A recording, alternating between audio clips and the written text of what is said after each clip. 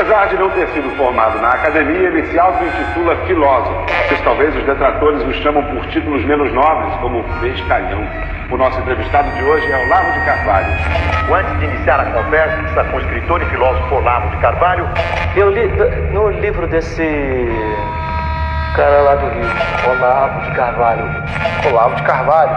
O Olavo, óbvio, das pessoas que acessam hoje filósofos como Olavo de Carvalho. Expressões chulas utilizadas em Twitter e ataques, xingamentos feitos pelo Jim Jones da Virgínia, o marginal, aquele cidadão que é chamado guru hoje.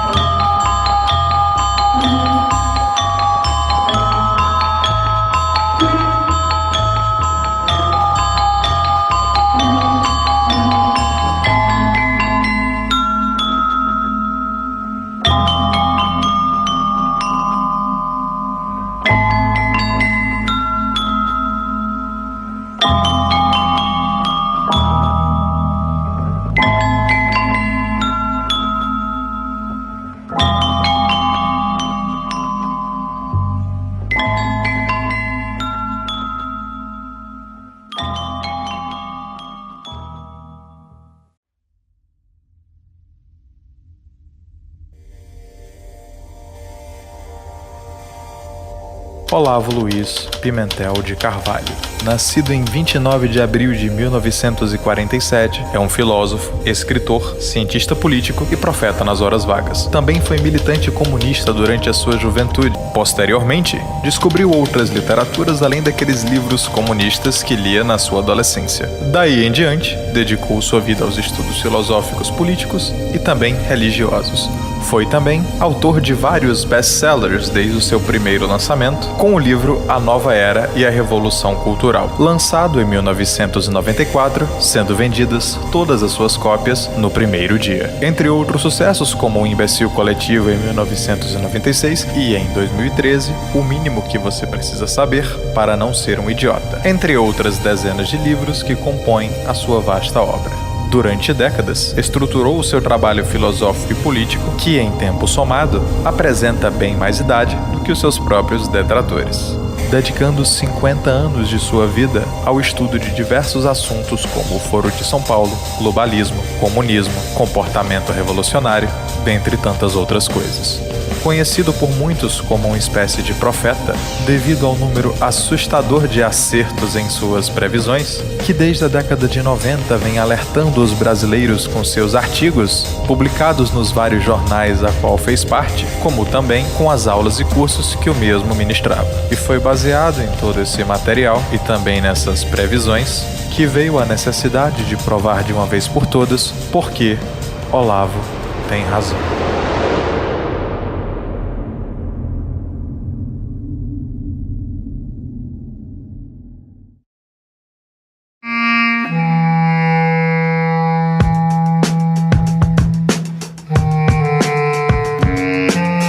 Em Em 1997, Olavo de Carvalho foi convidado para uma entrevista no programa da Globo News, apresentado pelo telejornalista Pedro Bial. Em certo momento é feita a pergunta se a esquerda ainda teria força, tendo em vista que a União Soviética havia caído recentemente. E Olavo, brilhantemente, fez uma análise profética, afirmando que a esquerda tinha planos para tomar o poder na América Latina, deixando Bial incrédulo com a sua resposta. Mas o que ele não imaginava é que 5 anos depois, tal previsão se tornaria verdadeira. Então eu automaticamente passo a olhá-la com olhos críticos. A esquerda está no momento de ascensão?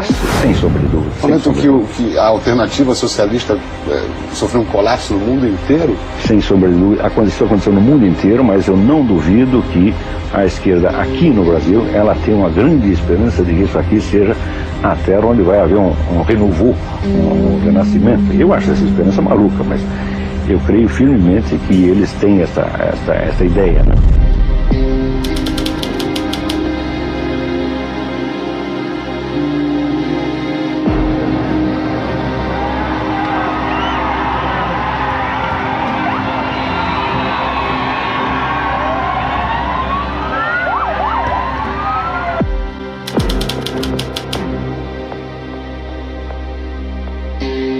E neste momento, na apuração dos votos para presidente da República, o presidente Lula está matematicamente reeleito.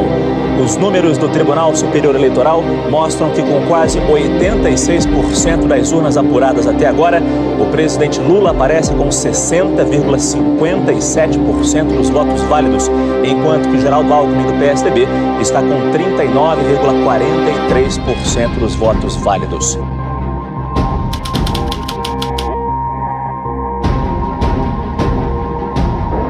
Marisa tira a faixa de Lula. Lula da Silva, a faixa presidencial, Este é o momento de uma Rousseff, a primeira mulher presidente do Brasil.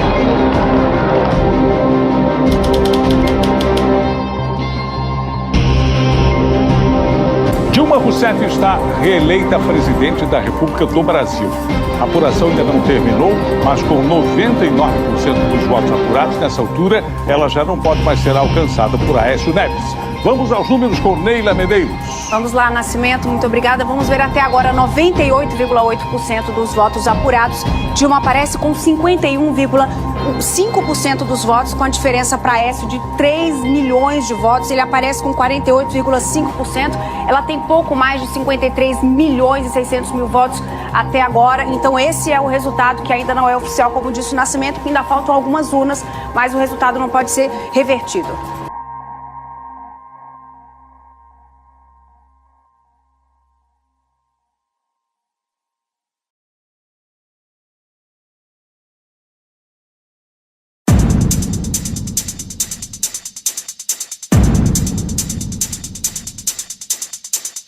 No início da década de 90, ecoava na mídia a ideia de que tanto o conceito de direita quanto o de esquerda haviam sido completamente aniquilados com a queda do Muro de Berlim na década anterior. Tais artifícios eram muitas vezes utilizados pelos membros da própria esquerda para se camuflarem e infiltrar-se de todas as formas possíveis na mídia, em cargos políticos e até mesmo, acredite você ou não, nas redações de jornais. A ocupação desses cargos tem o objetivo claro de manipular e aparelhar a estrutura governamental, objetivando o ganho de poder e eventualmente conquistando a confiança do povo. Mas o que passava despercebido para milhares de desavisados era alarmantemente visível para Olavo. A ideia de que não só a ideologia perdurava, mas como também a mesma estaria fortemente enraizada na cultura, era um indício forte de que a teoria da ocupação de espaços proposta por Antônio Gramsci havia funcionado por aqui. Professor Olavo de Carvalho, obrigado por ter atendido ao nosso convite. Eu ia começar com uma pergunta que eu disse que ia fazer, mas vou começar com outra. Eu também me surpreendo às vezes. Acabamos de conversar com o professor Pastore, globalização, economia, regimes políticos, eleições. O senhor acha que a ideologia acabou no mundo? Existe ainda esquerda e direita? O marxismo ainda está vivo? Eu acho que ideologia não acabou, não. A história de dizer que o comunismo acabou, isso é um mito, né? Eu acho que ideologia é um componente central da história humana. Enquanto existir pessoas que queiram agir, enquanto existir poderes marxistas, que querem determinar o curso da história humana. E enquanto eles discursarem, haverá ideologia, certamente. E o senhor acha que o comunismo ainda existe na prática? Eu creio que sim, ainda é uma força atuante. A gente está vendo agora na Rússia que eles ainda têm um poder de pressão muito grande. E além disso, existe o que nós podemos chamar de comunismo residual. Quer dizer, que são princípios e conceitos marxistas que continuam atuando de uma maneira quase que subconsciente na avaliação que nós fazemos das coisas. Por exemplo, a ideia de que a luta de classes conduz à história, de que o fator econômico é predominante. Hoje praticamente todo mundo pensa assim. Mesmo pessoas que não são marxistas e muito menos comunistas, ainda tem essa tendência, né? É isso que Eu só acho que imaginar que a história tem uma grande influência do poder econômico, da vida econômica, é sempre marxismo? Não, mas é um hábito, é um viés que é inaugurado pelo marxismo, né? E se torna uma coisa um pouco limitadora na medida onde as outras hipóteses são excluídas. Por exemplo, isso é o que fala, por exemplo, Alain Peyrefitte, no livro A Sociedade de Confiança. Ele diz: todos nós somos marxistas inconscientes. Quer dizer que não submetemos ainda a um reexame este pressuposto marxista do predomínio dos fatores econômicos na história. Quer dizer, de acordo com a teoria de Gramsci, que teve uma influência muito grande na esquerda brasileira, toda a cultura é transformada num instrumento da política. E junto quando se fala de cultura, se inclui também a educação, as artes, a assistência psicológica, tudo isto, então, é englobado dentro de uma estratégia política geral. Então não há mais autonomia cultural, quer dizer que a iniciativa da busca de conhecimento, da discussão de ideias, está todinha condicionada de maneira direta e muito brutal a um interesse político. Né? O senhor acha que ainda está no Brasil totalmente condicionado? Bastante. Eu não saberia avaliar, porque essas coisas a gente compreende uns anos depois que se passaram. A gente tem que ter um certo recuo para perceber o estado de coisas, né? Então acho prematuro para falar isso no Brasil agora, mas até uns 5 ou 6 anos atrás a coisa estava... Eu acho que toda a nossa vida cultural estava politizada. Bom, eu nunca me interessei em saber se as ideias estão na moda ou não. Interessa saber se elas são verdadeiras ou falsas. Quer dizer, a gente tenta dar uma descrição adequada do estado de coisas. Se isto vai poder aparecer na revista Caras ou não, esse é outro problema. Entendeu? Então, a mim me parece que esta divisão de direita e esquerda, que o pessoal diz que acabou, ela continua perfeitamente funcional. Ela existe ainda, ela está atuante. Agora, a inexistência da divisão foi uma conversa mole inventada, né, pela direita para enganar-se a si mesmo e pela esquerda para enganar a direita. Aquele negócio de fazer de morto para assaltar o coveiro. Né? O movimento esquerdista no mundo nunca foi tão forte quanto hoje, nem tão forte, nem organizado, nem tão integrado quanto é hoje. E negar que existe um confronto entre esquerda e direita é a mesma coisa que dizer que a esquerda já venceu. Né?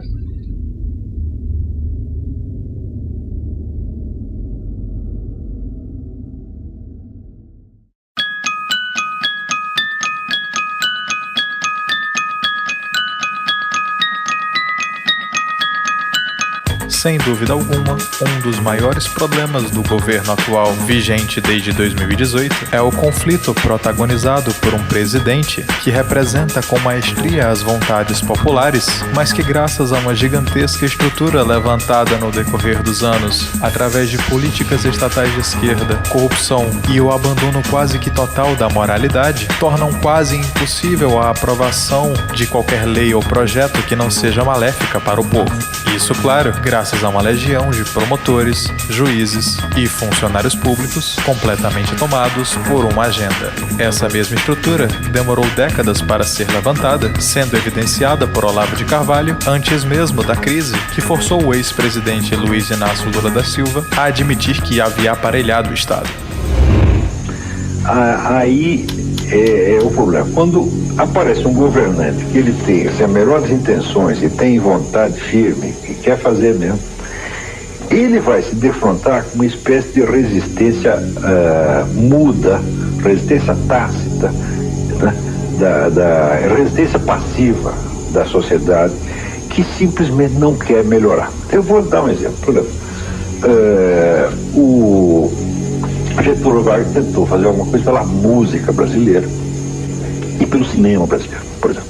Então chamou de volta as duas melhores pessoas que tinha no ramo, que eram o Heitor Villa-Lobos para a música e o Alberto Cavalcante para o cinema. Cavalcante era um cineasta brasileiro que fez uma carreira brilhante na Inglaterra como documentarista, aprendeu com os melhores diretores da época. E chegou então Villa-Lobos e Alberto Cavalcante com maiores planos, aquele entusiasmo patriótico, aquela coisa toda. 2 anos depois já tinha ido embora. Quer dizer, não aguento a resistência do meio, a mesquinharia, a fofocagem, gente puxando o tapete. Quer dizer, se para um camarada que quer construir, tem 900 puxando o tapete. Isso é uma coisa constante na nossa cultura. Quer dizer, a cultura é do seguinte: onde eu não dei certo, o outro também não pode dar. Se eu fracassei, você tem que fracassar também. Então é a cultura do caranguejo no balde, tá entendendo? Tem um monte de caranguejo no balde, um caranguejo quer sair, mas o outro pendura na perna dele e vai tudo para baixo, tá certo? Isso é uma coisa muito profunda no Brasil, este culto do fracasso, tá certo? E o culto de tudo que vai para baixo. São Paulo, porque os caras, os representantes que vão para o Foro de São Paulo são elites, são a nata, né? Vai os caras de cima, vai o Gilberto Carvalho, vai o Marco Aurélio Garcia, vai o Zé Dirceu, o próprio Lula, e a massa dos militantes não é informada disso. Tem muita gente que acha que o PT é uma espécie de partido trabalhista do tempo do Getúlio Vargas, trabalhista inglês, né? E não, isso é um partido revolucionário, um partido gramsciano, que está inspirado todinho na estratégia de Antônio Gramsci, que ele está aplicando com enorme sucesso, porque ao longo desse tempo ele conseguiu desativar praticamente todas as forças políticas que poderiam se opor aos seus planos, e conseguiu controlar a mídia, as universidades, quer dizer, a administração federal, enfim, e tem todo, e no fim das contas, a justiça, né? Então hoje não há mais quem possa investigá-lo, muito menos puni-lo. Agora tem o seguinte, não é que ele consiga fazer grande coisa, não, ele conseguiu controlar a situação de tal modo que ele não faz nada, não consegue fazer nada, mas ele também não deixa ninguém fazer nada. Então a história do Brasil é essa, quer dizer, o PT simplesmente entupiu o fluxo da vida nacional. O que ele não pode fazer, ninguém pode fazer, e ele não deixa ninguém mais fazer nada, tá certo? E a esta altura a gente pode reclamar, mas reclamar é uma coisa, agora punir esses crimes é outra, completamente diferente, né?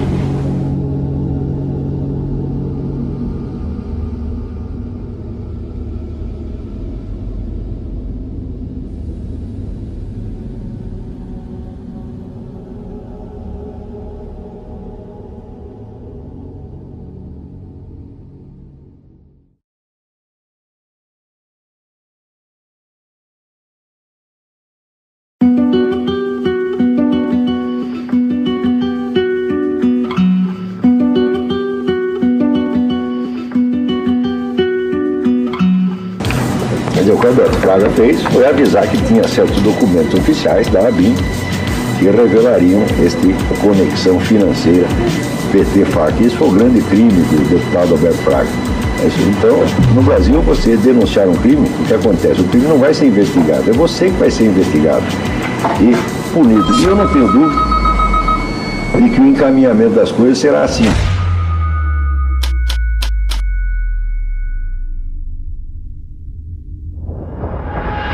Formada por 32 deputados e senadores, a CPMI foi instalada no dia 4 de setembro para investigar ataques cibernéticos contra autoridades e utilização de perfis falsos para influenciar os resultados das eleições de 2018. Essas falas em vídeos e postagens podem ser consideradas ameaças a ministro da STF? Ameaça em que sentido? Porque o que eu posso fazer com o ministro da STF? Rir da cara dele? Se isso é uma ameaça, isso prova mais ainda que nós não estamos numa democracia. Eu vou continuar rindo dos ministros da STF. Eu vou continuar rindo porque isso é patético. Eu vou continuar rindo da cara deles. Eles não podem me colocar atrás das grades por rir da cara deles. Eu vou continuar rindo deles. A imprensa tem falado que você tem publicado fake news. Não prova uma, não prova nenhuma. Eu quero que prove uma notícia falsa que nós publicamos. A notícia que nós noticiamos do encontro do Miguel Migalhas, do Barroso, do Davi e do Maia na QL4, na segunda-feira sem censo agora que passou, eu quero que prove que isso é mentira. Eu quero que o Alexandre de Moraes prove que é mentira que ele conversou no telefone com o Barroso, falando o Alexandre de Moraes falou com o Barroso, que ele precisava de contar com a Joyce Hasselmann, e aí o Barroso disse que ela não era confiável. E aí depois o Alexandre de Moraes falou que era para ele procurar o Maia. E aí ele disse, não, eu não vou procurar. E o Alexandre de Moraes falou assim, não, eu vou pessoalmente. Então eu vou pessoalmente. Eu quero que prove que isso é mentira. Quero que prove.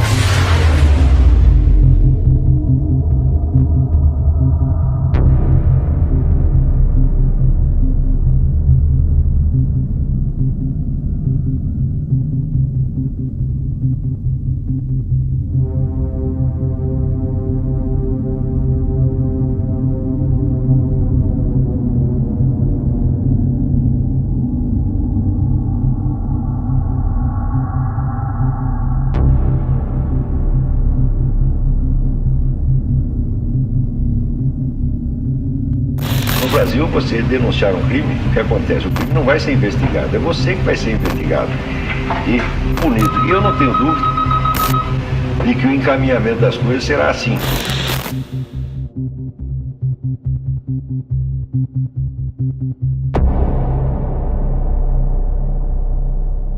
Por que é assim? Porque o PT, ele se construiu como um Estado acima do Estado.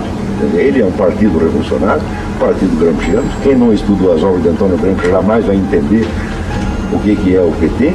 O PT é um partido revolucionário construído para operar a transição indolor para o socialismo, e para fazer isso é necessário que primeiro ele esteja dentro do Estado, ocupe todos os espaços possíveis dentro do Estado, mas jamais cedendo à tentação de se submeter às mesmas leis e às mesmas normas éticas que ele cobra dos outros. Isso quer dizer que as leis e as normas passam a ser, vamos dizer, uma simples algema com a qual o PT ata as mãos de seus adversários, mas às quais ele jamais se submete. Agora, eles dominaram de tal maneira a imprensa que quando saiu a denúncia da revista Veja, o restante da mídia calou, ficou quieto na mesma semana. Ora, quando era no tempo do Collor, uma conversa entreouvida por um motorista foi suficiente para abrir uma CPI. E agora, o que o governo alega contra a denúncia da Veja? Ah, a Veja não provou. Eu digo, não cabe a Veja provar. Quem prova ou desprova é a justiça. Ao jornalista cabe, no máximo, revelar um indício, divulgar um indício, sabendo que é um indício. A mídia não tem autoridade para condenar ninguém. Ela serve muito menos para provar o que quer que seja. Ela pode dar um indício até bem fundamentado, como o Veja deu. Agora, no tempo do Collor não precisou indício nenhum, nem antes, nem durante, nem depois. Por quê? Surgiu com o tal do Heriberto, que foi plantado lá para ouvir essa conversa, surgiu a suspeita contra o Collor, daí houve aquele forrobodó todo do impeachment, e depois a justiça continuou com o processo e se provou que não havia prova alguma. Isto é sentença da justiça, não havia prova alguma contra o Collor, nem depois dele ser punido. Agora, aqui para abrir uma CPI, estão exigindo que a Veja já deu a prova inteira. Quer dizer, é claro que é 2 pesos, 2 medidas, mas eles sabem que é. E sabe o que essa gente faz quando vê alguém exigindo, cobrando do PT? Ah, vocês agiram de tal maneira contra o Collor, agora vocês querem, vamos dizer, uma lei especial para vocês. Eles riem disso. Pois é. Viu algo de semelhante com o que vem acontecido de 2019 para cá? Recentemente vemos a concretização de uma previsão feita em 2004 sobre a famigerada CPMI das fake news, que nada mais é do que uma medida promovida pelos próprios membros do establishment a calar todo aquele que se opõe às suas ideias, gerando perseguição e censura no cidadão que simplesmente reclama por tudo aquilo que lhe parece justo, convertendo opiniões, tweets ou até mesmo comentários em uma falácia argumentativa nominada de fake news, classificando posteriormente essa ação como uma espécie de crime virtual para obter a tão sonhada espiral do silêncio. O que é curioso, tendo em vista que eles mesmos praticam essas ações, com a certeza que jamais serão punidos pelas regras que eles mesmos criaram.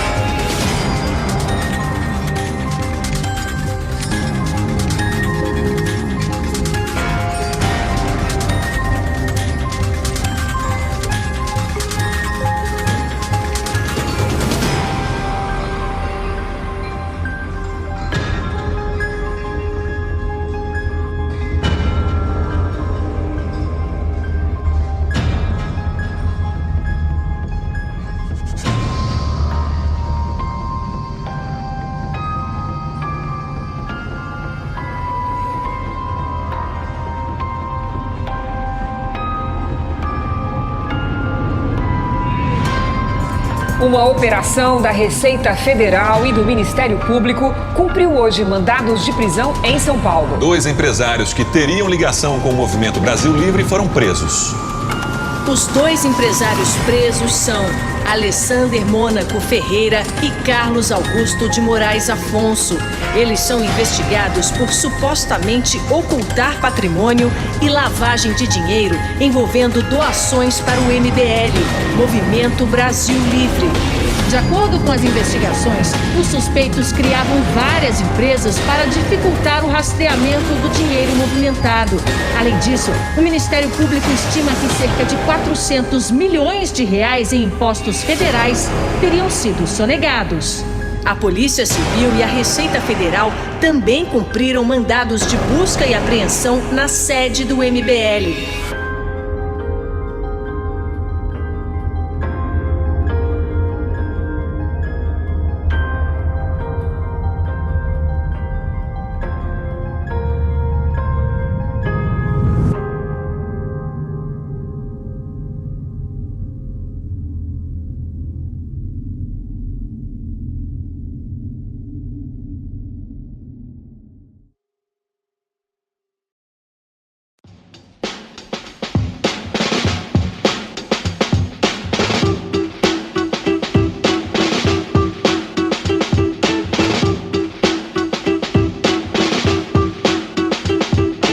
Em 31 de outubro de 2012, Olavo descreveu em um artigo todos os erros e deficiência daqueles que se diziam oposição ao PT e mostrou já naquela época a covardia dos liberais perante a mídia mainstream, tornando então visível a manipulação e a alienação do eleitorado conservador perante as elites políticas, ajudando também a descrever como um candidato conservador deveria agir para ganhar nas eleições presidenciais futuras.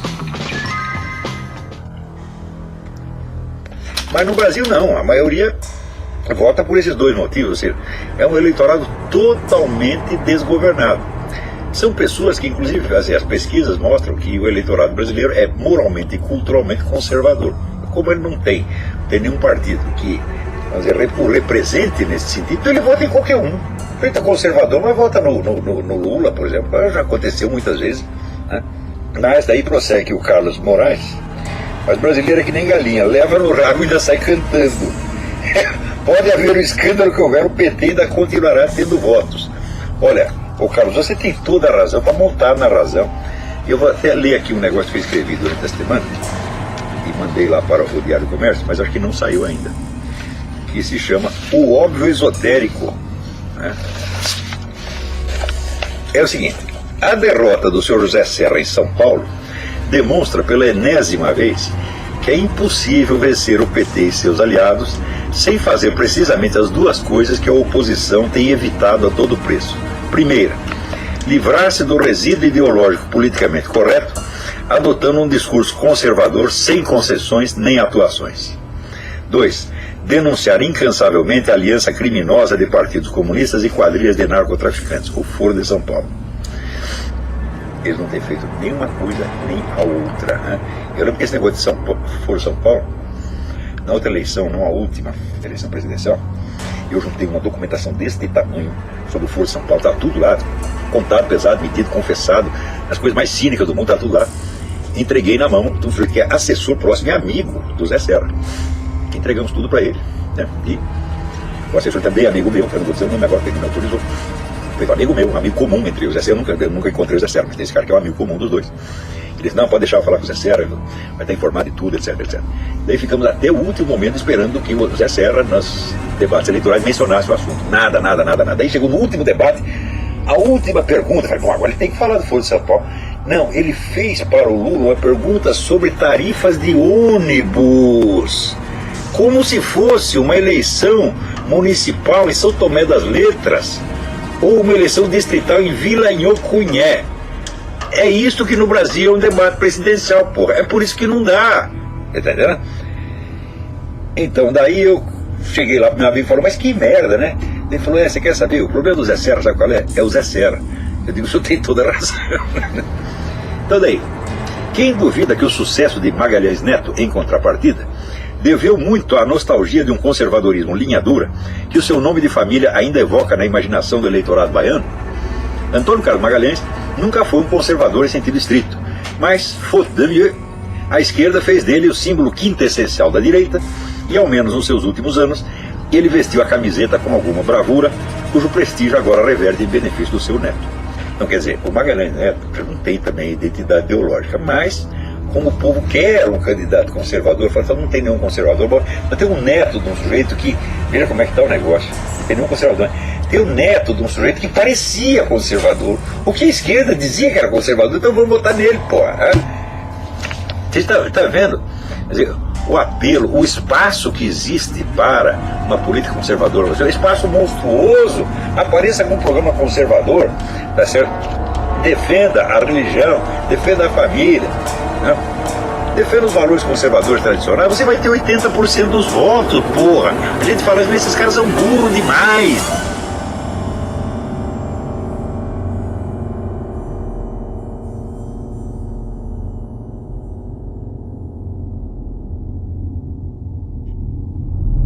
Então, no dia 28 de outubro de 2018, exatamente 6 anos depois desse artigo, Olavo de Carvalho, mais uma vez, mostrou que tinha razão. O único estado da região norte em que Fernando Haddad venceu. Na verdade, Fernando Haddad venceu no Nordeste e em um único estado do Norte, que era o Pará. Olha aqui. Atenção, Bolsonaro atenção, eleito, chega a informação. vamos lá? Às 7h21 da noite deste domingo, chega a informação de que Jair Bolsonaro está eleito presidente da República.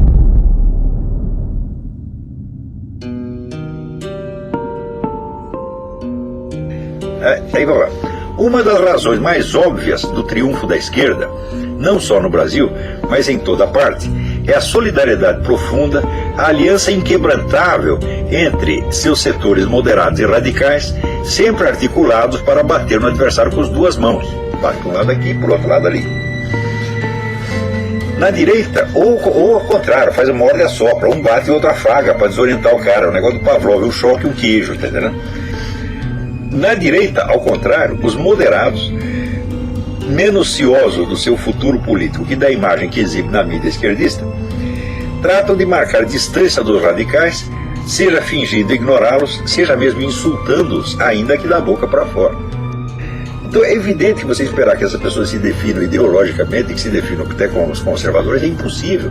Mesmo aqueles cujos sentimentos pessoais são conservadores, eles não têm consistência intelectual nem ideológica suficiente para entender que eles são conservadores. Nem isso eles entendem. Tanto que, note bem, quem botou a palavra conservador em circulação no Brasil foi este que vos fala.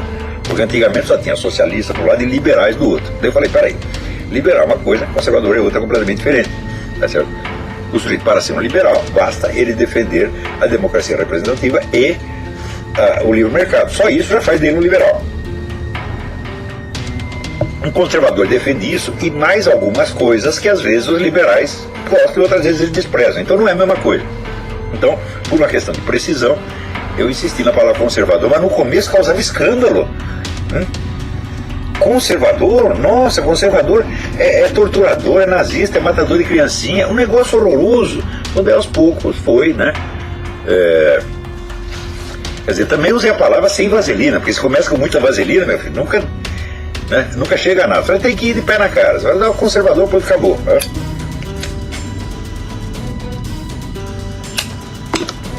Então,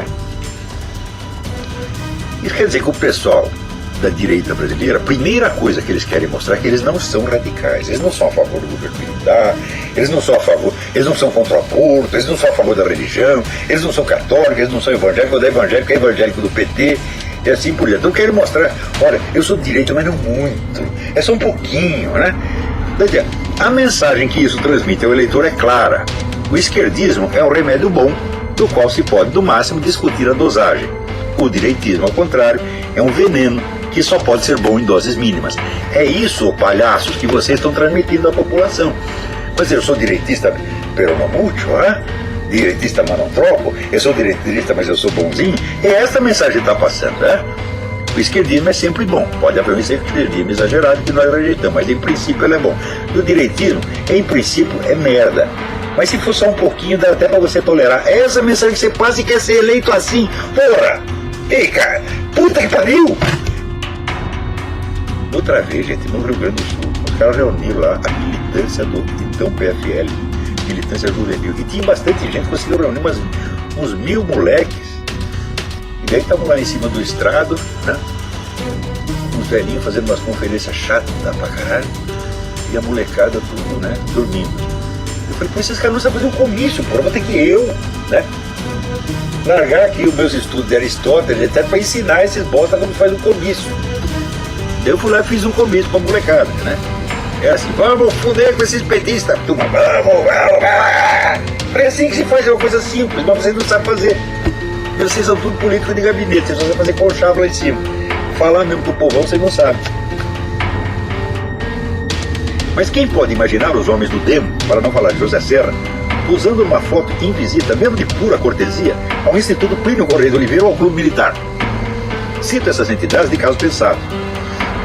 Elas nada têm de radical, mas assim as rotulou a mídia esquerdista para isolá-las da direita oficial, que, como sempre, aceitou servilmente jogar segundo a regra imposta pelo adversário.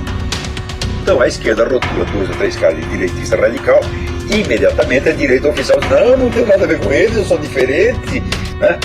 E pronto. Então, daí o pessoal da direita mais conservadora, mais radical, ficou brava com o Devolodê até hoje. Então eu não quero negócio com a direita golista. A direita golista, por sua vez, eu não quero ser vista junto com esses caras, porque daí vão dizer que eu sou fascista, né?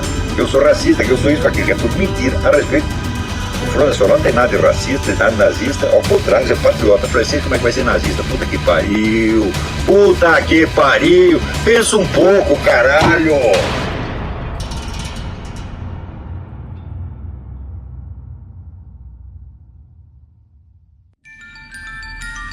Agora façamos um pequeno esforço mental para a analogia feita sobre a guerra e os nazistas. E para isso, precisamos que você troque as palavras esquerdistas e comunistas por liberais, os nazistas por comunistas e os direitistas serão eles mesmos. Tendo isso em mente, vamos à analogia.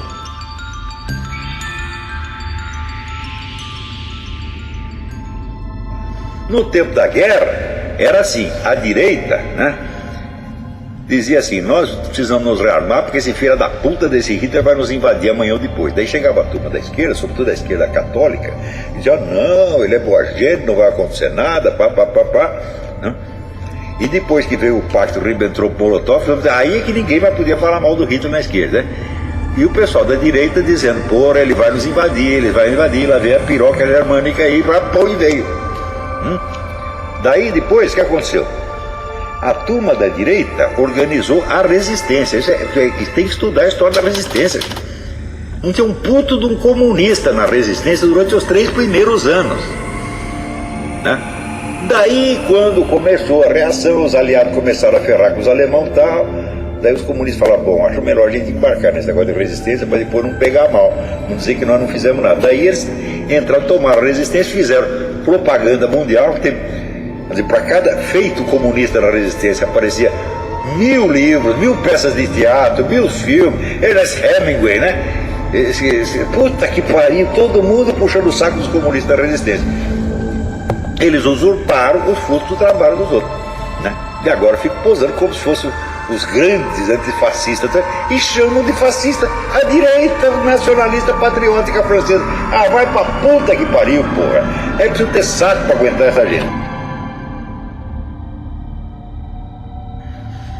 Desculpe-me por insistir no óbvio, mas nesse país o óbvio vai se tornando cada vez mais um segredo esotérico, só acessível a um círculo de iniciados. O eleitorado brasileiro é maciçamente conservador, mas não tendo quem o represente na política, acaba votando a esmo, conforme simpatias de momento ou interesses de ocasião, que no fim o tornam tão corrupto, ao menos psicologicamente, quanto os políticos que ele despreza. Quer dizer, é uma coisa assim, eu quando escrevi isso, vocês não imaginam, esse artigo até está mais curto do que os outros, vocês não imaginam o trabalho que eu tive para escrever isso aqui, né?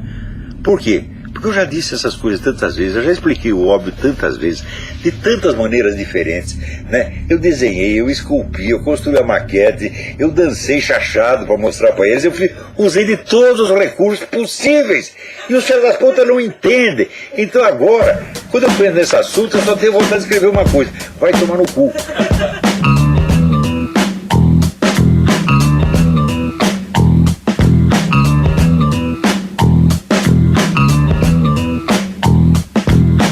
Isso sem falar nos constantes ataques que ele e muitos outros da direita fazem contra cientistas, acadêmicos, especialistas, jornalistas.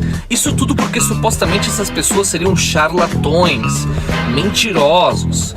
E o Olavo e companhia seriam os emissários da verdade ocultada por esses agentes malignos da imprensa, professores universitários e por aí vai.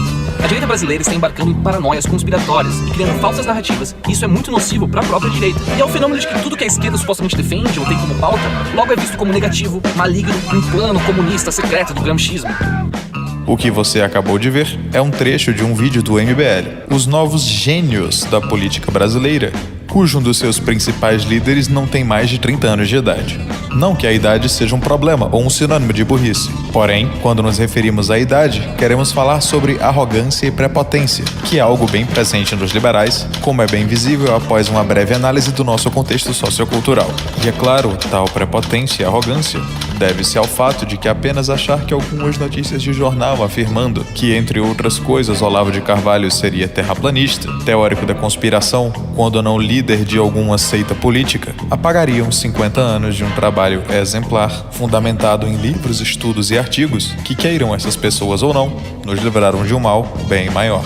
Em termos de comparação temporal, no ano de 1997, enquanto nascia o atual deputado federal Kim Kataguiri, Olavo de Carvalho já possuía uma extensa obra sobre gramscianismo e estudos aprofundados sobre a organização que só recentemente foi admitida como existente, o Foro de São Paulo.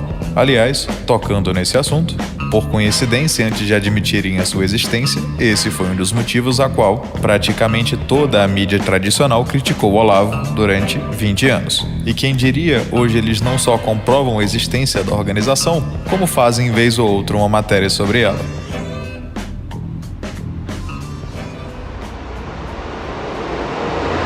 A direita brasileira está embarcando em paranoias conspiratórias e criando falsas narrativas, e isso é muito nocivo para a própria direita. E é o fenômeno de que tudo que a esquerda supostamente defende ou tem como pauta, logo é visto como negativo, maligno, um plano comunista secreto do gramscismo. E são os Annals of Communism da Universidade de Yale. Né? A documentação sobre isso é muita e o conhecimento que tem disso no Brasil é zero. Então as pessoas estão julgando a coisa totalmente sem perspectiva. Tem gente no Brasil que, se você fala de propaganda comunista, de presença do KGB, o sujeito ri. Mas aquele riso do caipira, que ele não sabe como uma coisa existe, então, tá falando que tinha propaganda comunista aqui, quer. Eles são os palhaços, desconhecem o assunto na sua totalidade. Saiu até uma tese. Não pode, porque os caras não representam para isso acontecer. Peguemos o caso do Olavo, onde ele é um sujeito que saiu de diversos jornais e revistas em que trabalhou por problemas internos como brigas, além do fato dele ser uma pessoa que nunca frequentou a universidade. É uma pessoa que não faz parte do círculo acadêmico e sempre foi rejeitado justamente por isso. E aí ele e muitos outros encontraram na internet o espaço para que suas ideias fossem conhecidas e disseminadas. Isso inclui tanto teses conspiratórias quanto os ataques às universidades, cientistas, mídia, porque justamente não passam nesses meios e já foram rejeitados. Aí esse pessoal consegue um público porque as pessoas que o seguem são pessoas vulneráveis. Isso também está explicado aí no Jardim das Aflições. Além disso, precisa ver que todo esse meu trabalho é resultado de 20 anos, tá certo? De estudo e de atividade bastante modesta e discreta, empreendida junto com os meus alunos. Mas foi só depois de todo esse período, para assim dizer, de incubação e de elaboração interior que eu achei que tinha cacife, tá certo, para colocar as minhas opiniões em público. É exatamente ao contrário do que faz a maioria aqui, porque o Brasil é um país de gênios jovens, todo mundo aos 19 anos aqui é gênio, né? E depois chega aos 30 já é um idiota perfeito. Eu achei mais bonito um comentário que alguém botou lá, falando, não, mas este é um cara que num país com alta cultura ninguém levaria a sério. Falei, não é que levaria a sério, levaram a sério, né? Já me deram o Genius Visa. Quer dizer, Visa de gênio, velho. Esse Visa por Special Abilities, que ele chama isso, o governo chama de Genius Visa. Então, e quem deu isso aí foi o Departamento de Imigração, né? Que você tem lá uma pleiade de professores e técnicos para avaliar essas coisas, examinar, vasculhar a vida do cara, investigar se até a cor da cueca dele, para saber se ele merece aquilo. Não levaram anos, olha, me exigiram 4.000 páginas de documento, gente, né? Examinaram tudo e chegaram, não, vamos dar o Visa para esse cara. Pronto. Então, eu lá preciso da opinião da Folha de São Paulo, né, para saber se eu seria respeitado no país de alta cultura. Não precisa saber se eu seria, eu sou. Né? Além de todas as referências que a gente tem, de todos os autores americanos, que mostrar americanos, europeus, né?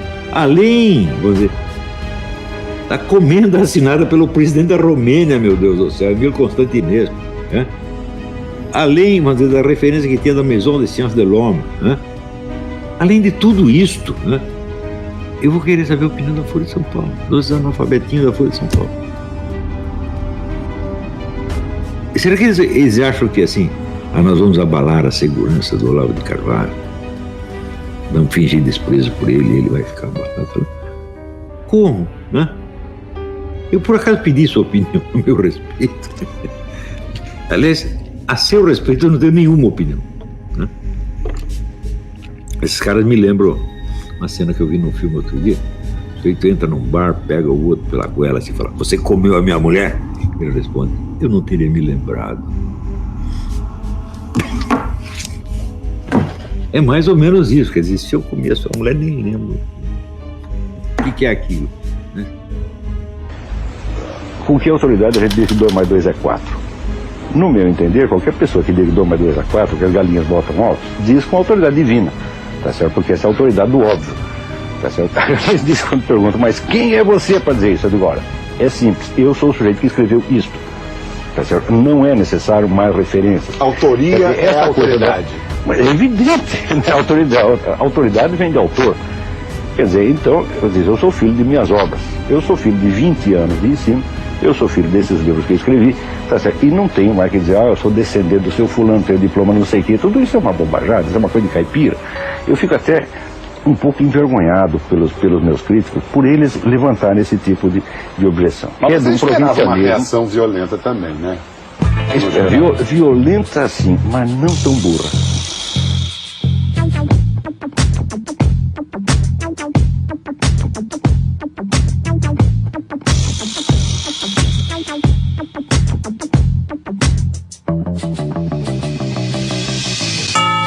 No Brasil, a ingratidão pode ser vista como um mérito, uma prova de independência.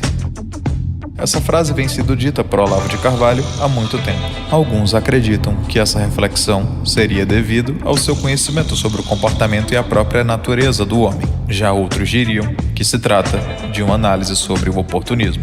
Pois quando as suas obras passaram a ser conhecidas, vieram, é claro, muitos alunos. E nesse grande número de alunos, com certeza, um número considerável de oportunistas. Amparando-se politicamente em suas obras, com o objetivo de atingir notoriedade e escalar um certo patamar na vida pública, ou até muitas vezes, simplesmente, ascender financeiramente. Os mesmos que o chamaram outrora de gênio, que outrora brandavam insistentemente a frase "Olavo tem razão", agora o tratam com desprezo, passando da posição de aluno para a posição de crítico, ao mesmo tempo que se aliam com antigos adversários, que coincidentemente lhe rendiam alguma vantagem. Talvez você lembre de algumas figuras políticas que se utilizaram desse palanque para atingirem uma certa notoriedade. Personagens que foram esquecidos pelo tempo, agarrando-se com toda a força nas palavras e logicamente na fama do professor, buscando como um parasita angariar um pouco de publicidade, para depois, sutilmente passar para o outro lado. Talvez por conta disso, seja nutrido um certo desconforto à figura do bajulador, o que acabou rendendo em 2012 o trecho de uma de suas aulas, que mesmo tendo se passado quase uma década, acredite ou não, nunca foi tão atual.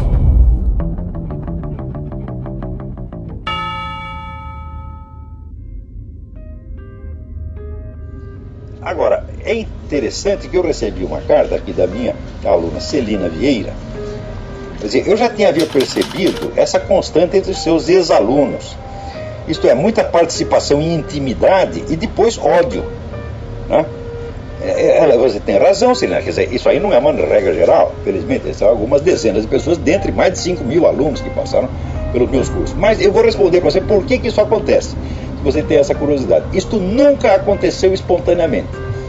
Isto sempre foi pessoas que, movidas por interesses, tá certo, menores, para não dizer vis e baixos, interesses já comerciais ou políticos, vai caçando alunos meus e oferecendo um servicinho, oferecendo uma vantagem arrebanhando aquela turma e depois jogando contra mim. Esta mulher organizou uma firma, ofereceu emprego para um monte de aluno meu e depois jogou todos contra mim, inclusive fazendo circular aquele famoso escrito. Eu tinha uma apostila chamada Quem é Gurdjieff?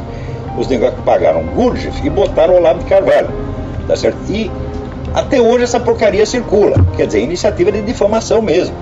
A segunda leva foi a turma da Realizações, que eu mesmo apresentei essas pessoas, como eram meus alunos, apresentei lá o seu Edson, e o seu Edson depois jogou esse pessoal contra mim. E é fácil jogar porque ele oferece emprego, oferece dinheirinho. Então por um dinheirinho os caras vendem, não é o Olavo de Carvalho, eles vendem a mãe, a avó, a tia, o pai, os filhos, porra.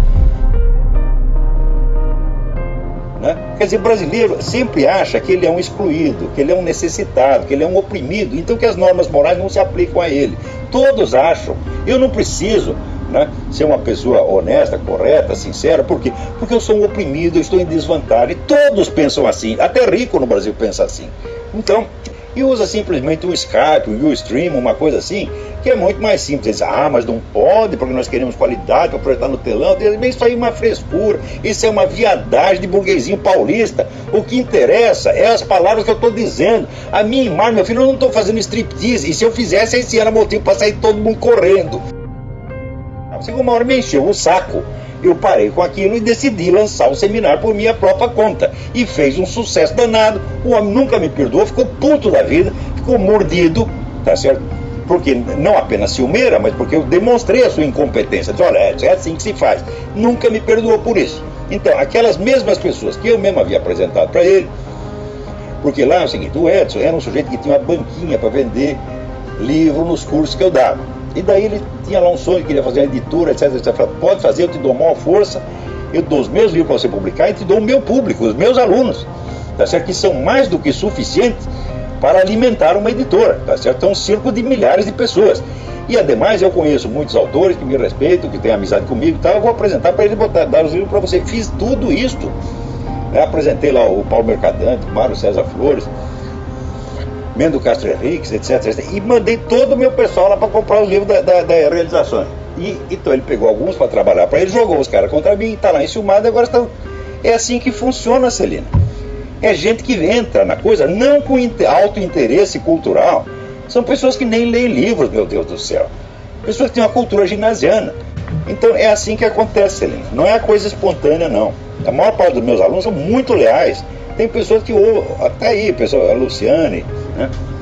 Tem gente que assiste a minhas aulas há 20 anos. A gente assiste um curso, depois vai, depois de um ano volta, assiste mais outro. Como é o normal.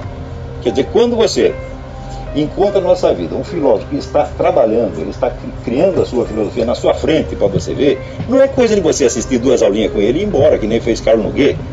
Ele assistia as aulinhas só para ter oportunidade de a gente arranjar um serviço para ele, porque o Nogueira é o típico caso do por que você me odeia se eu nunca te ajudei, tá certo? O Nogueira, arrumei tudo quanto é oportunidade que eu pude para ele, na Record, na Top Books, na Faculdade da Cidade, tá? E aí tá aí, é o que a gente recebe, é isso, porque o cara fica odiando a gente por ter sido ajudado, porque que ele quer ser uma pessoa importante. Não vou sair falando mal, tá certo? Só para tentar me afirmar, né, na maledicência, para mostrar que, vamos dizer que, se ele é o bom na física, no eletromagnetismo, essa coisa, eu sou bom na sacanagem, na difamação, quer concorrer na base da difamação. Eu não vou fazer isso, né? Agora, esse pessoal que não fez nada, que não tem obra, não tem estudo, não tem coisíssima nenhuma, o que eles têm que fazer? Tem que viver na base da difamação. Pior, eles sempre se ajuntam em grupo para fazer isso. Ajunta grupo de 10, de 20, de 30, né? E faz o negócio até combinado. Um fala um pedaço, outro fala outro. É uma coisa medonha, coisa de gente baixa. Torna-se no mínimo engraçado ver aqueles que de fato conquistaram tanto apenas estando sobre a sombra de um homem, descartar tão facilmente o conhecimento de praticamente uma vida, substituindo de sua loja os livros de Olavo de Carvalho pelos de seu maior crítico, deixando claro que a inveja e a traição sempre vêm de uma pessoa que um dia você fortaleceu.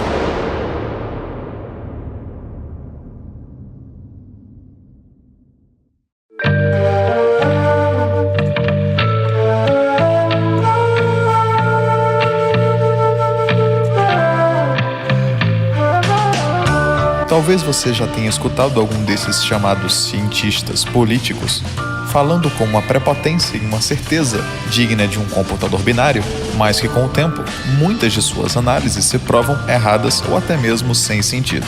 E o ciclo se repete, sem que haja ao menos somente uma autocrítica, para que no outro dia eles novamente apareçam com a cara lavada, tentando alguma previsão sobre o cenário político do país e falhando miseravelmente. E é claro, eu poderia citar aqui milhares desses chipinhos que vivem de previsões mirabolantes sobre um governo que, segundo eles mesmos, não teria a menor chance de se sobressair em uma disputa presidencial. No entanto, me aterei somente a falar desse sujeito aqui, cuja sua personalidade histérica consegue de fato ressaltar-se sobre os demais, mesmo quando falamos de jornalistas.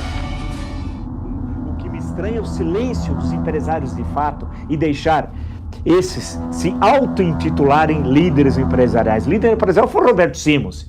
Esse sim, né, que escreveu uma história econômica do Brasil. Tem um aí que se proclama líder empresarial, parece o corcunda de Notre Dame, o Quasimodo, né, que é um sujeito patético e tal, estava dizendo assim, o Brasil era comunista, o Brasil é comunista, precisamos mudar o Brasil. Seu patético, seu Quasimodo, comunista aonde, Quasimodo? Aonde? Aonde? Comunismo onde não há socialização dos meios de produção. Comunismo onde há propriedade privada. Comunismo onde não há ateísmo com política de Estado. Comunismo onde não há socialização da terra e o controle estatal. Comunismo onde não há partido único. Comunismo onde tem impeachment. Onde tem impeachment, Quasimodo? Como onde tem impeachment? Você imagina se a Dilma é comunista? Você imagina se o PT fosse comunista? Que regime comunista teve impeachment? Vocês já viram algum regime comunista que teve impeachment? Claro que não. Né? Mas o PT é comunista. Que comunista? O caramba que é comunista! Vamos ser inteligente, conhecer os conceitos. Pega o dicionário de política do Norberto Bobbio, entre tantas outras coisas. Por exemplo, né? Que comunista nada. Eu citei algumas coisas, o Partido Único, o ateísmo como política de Estado, passei pelas organizações desde a infância até o adulto controladas pelo Estado, pela socialização dos meios de produção da cidade e do campo, a inexistência de processo eleitoral, né, etc. Falei grosso modo, um regime que caminha para o totalitarismo, a propaganda, etc. Alguém vai dizer que o Fernando Henrique era comunista, Collor era comunista, Sarney era comunista, Lula comunista e Dilma comunista? Ao contrário, com todos os defeitos, e aí vamos pensar, refletir, o PT aceitou as regras do jogo no momento do impeachment. Tentou fazer umas maravilhas. Talvez vocês tenham sentido uma certa vontade de gargalhar enquanto assistiam a peça de arte desse verdadeiro prodígio da política moderna. Porém, eu acho que é bem mais construtivo retornar à realidade e escutarmos o que foi falado em 2005 sobre essa história de que o socialismo é tão somente aquilo que é prescrito no ideal comunista. Não. Você considera que existe ainda... Mas se nós considerarmos que hoje existe, nós temos muito poucos países no mundo que se dizem socialistas esquerdistas. Temos exemplos típicos como Cuba, a grande maioria, a própria China, que teoricamente é socialista, mas que tem na prática um regime capitalista. Mas se fosse por esse critério, nem mesmo a Rússia do tempo de Lenin seria socialista. A primeira coisa que Lenin fez foi abrir o mercado e fomentar o capitalismo. Aqui a pessoa raciocina muito em termos assim, de estereótipos de almanaque. Então eu acho que o regime comunista é aquele que estatizou todos os meios de produção, que não existe propriedade privada, tá certo? E só isso é que deve ser chamado de comunismo. Se não tem isso, não é comunismo. Isso aí, às vezes, é fruto apenas da incultura, porque o próprio Karl Marx dizia que a propriedade privada não pode ser estatizada repentinamente, que ela deve ser absorvida, tá certo? Na propriedade estatal, lentamente, num processo que, segundo ele, pode durar muitas e muitas gerações e que isso deve ser feito através do imposto de renda progressivo. Tá certo? Então, na verdade, se você pensar bem, comunismo e socialismo não existe. Existe apenas uma eterna transição para o socialismo. Quer dizer, é um regime que é capitalista e que vai se aproximando o socialismo sem nunca chegar. Como não é em matemática, em geometria, o que chamam assíntota, naquela curva que a curva vai aproximando do lugar, mas como ela é curva, não chega nunca. Tá? Então, o verdadeiro socialismo é apenas a transição para o socialismo. Onde existe isso, deve-se aceitar, então, que é um regime socialista. O socialismo consiste na transição para ele mesmo, embora essa transição jamais chegue ao objetivo. Então, o Brasil é nitidamente um país socialista, porque nós estamos declaradamente numa transição. Essa transição não implica restrição direta da atividade de economia privada. Ao contrário, você pode ter até um fomento à economia privada, contanto que ela esteja colocada rigidamente sob o controle do Estado, tá certo? E esteja sendo praticada como uma espécie de concessão generosa que o Estado faz ao empresariado, à custa de sugá-lo com impostos e de estrangulá-lo com legislações restritivas de tudo quanto é maneira, e também de colocá-lo numa situação moralmente constrangedora através da contínua doutrinação anticapitalista, que mostra mais ou menos o empresário como um criminoso tolerado. Que ele aprendeu, acho que com o porno-filósofo, que é outro ignorante, com o traidor da pátria, que vive na Virgínia, né? O marginal, que sabe de marxismo igualzinho o Bolsonaro, luta de classes e a luta entre homem e mulher, hétero e homo, por aí ele vai falando umas sandices. E no meio da sandice ele disse o seguinte, que o Brasil, o Brasil era um país comunista, nós temos de acabar com esse país comunista. País comunista, o Brasil? Comunismo aonde? E quantos falam isso nas redes, os supostos conhecedores aí de política, de história, que são hilariantes, são os fanáticos de extrema-direita neofascistas, alguns neonazistas, né? Porque tem os neonazistas bolsonaristas também, e tem os neofascistas, que fascismo é diferente de nazismo. Uma hora podemos conversar sobre isso.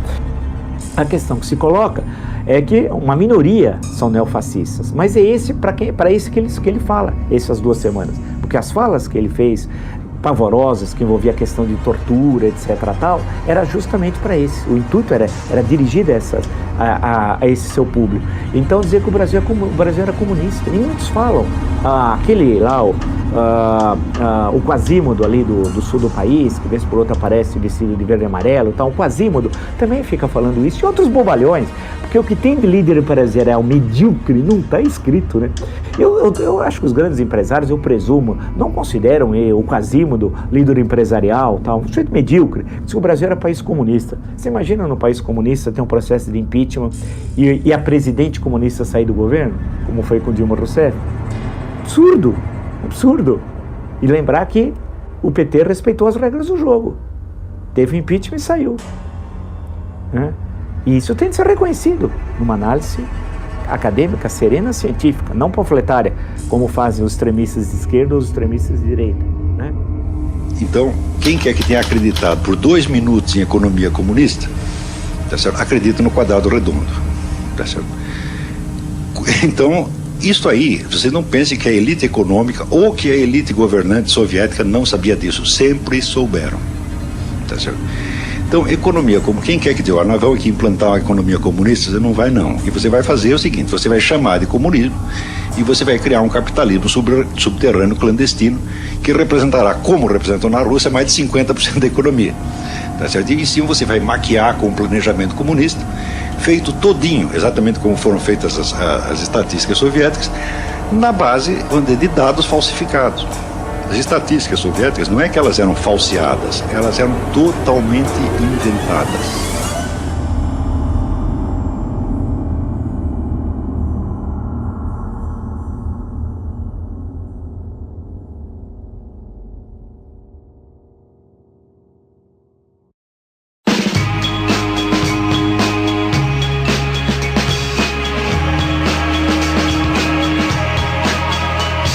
Mesmo há 15 anos atrás, Olavo já avisava sobre esses jornalistas que diziam que o Foro de São Paulo não existia, até que isso se estendesse a um ponto em que eles não poderiam mais negar o fato, restando então somente implementar a narrativa de que a importância política do Foro de São Paulo é deveras menor do que ela realmente é, deixando evidente uma cumplicidade um tanto quanto suspeita, para não dizer outra coisa, que acaba por mostrar a verdadeira intenção dessas pessoas.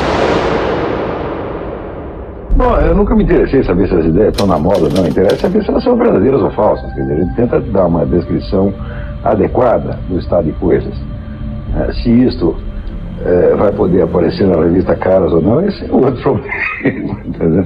Então, a mim me parece que esta divisão de direita e esquerda, que o pessoal diz que acabou, ela continua perfeitamente funcional. Ela existe ainda, ela está atuante. Agora, a inexistência da divisão foi uma conversa mole inventada, né, pela direita para enganar-se a si mesmo e pela esquerda para enganar a direita. Aquele negócio de fazer de morto para assaltar o coveiro. Né? O movimento esquerdista no mundo nunca foi tão forte quanto hoje, nem tão forte, nem organizado, nem tão integrado quanto é hoje. E negar que existe um confronto entre esquerda e direita é a mesma coisa que dizer que a esquerda já venceu. Qual seria o problema maior? Não, o problema do Brasil não é o PT. O problema do Brasil é um órgão chamado Foro de São Paulo. O Foro de São Paulo é a denominação inócua que os seus fundadores, que foram Lula e Fidel Castro, deram à coordenação estratégica do movimento comunista no continente. O Foro de São Paulo se reúne mais ou menos uma vez por ano. Quer dizer, mais ou menos que em 15 anos ele teve, parece, 12 reuniões, né? Com centenas de representantes e discutem entre si as perspectivas da esquerda no momento, a conjuntura, e tomam uma série de resoluções. Essas resoluções, então, orientam 80 e tantas organizações esquerdistas no continente. Dessas organizações, algumas são partidos legais, como o próprio PT, o PDT, o PPS, etc. E outras são organizações criminosas, como as Farc, né, narcotraficantes, ou o MIR chileno, que é o dono da indústria dos sequestros. E tudo isso, quer dizer, organizações legais e ilegais, numa promiscuidade absolutamente vergonhosa, estão decidindo uma estratégia continental há 15 anos e ninguém no Brasil sabe disso. Isso sob um guarda-chuva do Fórum. Como é? Isso sob um guarda-chuva do Fórum. O Foro de São Paulo, a organização chama-se Foro de São Paulo. Eles deram um nome politicamente inócuo. É como se fosse, sei lá, Clube do Bolinha, entendeu? E também coordena esses movimentos, esses governos, a Venezuela, Equador, onde hoje começam a pipocar essas crises políticas? Todo mundo participa disso. Quer dizer, o Foro de São Paulo, ele é uma espécie de Assembleia Geral da esquerda latino-americana, mas com um poder decisório, porque emite resoluções. Quer dizer, no fim das reuniões, emite resoluções. Essas resoluções, então, orientam essas 80 e tantas organizações. Agora, como é possível que um órgão desse tamanho, que tem, vamos dizer, uma espécie de autoridade sobre tantos partidos, permaneça praticamente desconhecido da população? É a situação política mais anormal que eu vi na minha vida. É uma crítica à imprensa? Ah, certamente. Não está proibido falar disso. Não existe censura oficial. Tá certo? Também autocensura não seria certo dizer, porque a autocensura submetendo uma situação de medo. Quer dizer, não é por medo que as pessoas estão se omitindo. Elas estão se omitindo porque são cúmplices, porque não querem melar a imagem da esquerda latino-americana. Querem fazer de conta que está tudo bem. Isto tudo é por uma espécie de covardia intelectual que a classe jornalística deve à sua formação. A classe jornalística atual se forma sob o comando, sob a inspiração, sob o guruzado da intelectualidade esquerdista dos anos 60, que inclui o próprio FHC, Zé Arthur Janotti, Marlena Chauí, Emir Sader, essa gente, toda essa coriola, para mim são palhaços todos eles, né? Intelectualmente são absolutamente pessoas desprezíveis, todos eles sem exceção, mas politicamente tiveram uma influência muito grande sobre a formação da minha geração e das gerações subsequentes. O jornalista então não ousa desafiar a autoridade espiritual dos seus gurus e continua então, né, evitando qualquer coisa que possa macular a imagem, não do PT, mas da esquerda em geral. Eu acho quase risível esse negócio, porque criou-se uma tamanha celeuma em torno desse Fórum de São Paulo, que nada mais é do que uma reunião, quer dizer, sempre foi, né, uma reunião que tem aí umas bandeiras anacrônicas, cada vez mais anacrônicas, anti-imperialismo e a favor do socialismo, e que reuniu até algumas personalidades importantes da esquerda, mas que hoje é ridículo. Imagina, é um convite de um ditador em franca trajetória de decadência, daí ele chama meia dúzia de representantes de uma organização terrorista também decadente e o representante de uma ilha que já foi um fetiche da esquerda e hoje nem isso é mais, ou seja, não tem a menor relevância. O Foro de São Paulo nunca teve essa importância que se atribuiu a ele, esse poder de destruição que o professor de filosofia online, o Olavo de Carvalho, também atribuiu a ele, continua atribuindo, e hoje ele é no máximo um leão desdentado, nada mais que isso. É como se fosse, sei lá, Clube do Bolinha, tá vendo?